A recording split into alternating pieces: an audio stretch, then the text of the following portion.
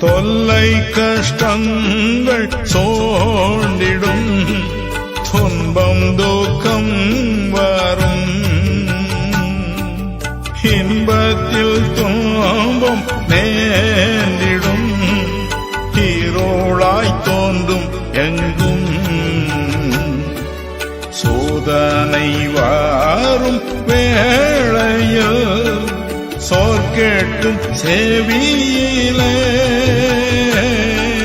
பாரத்திலிருந்து ஜெயம் வரும், ஹரன் என்னை காக்க பல்லோ.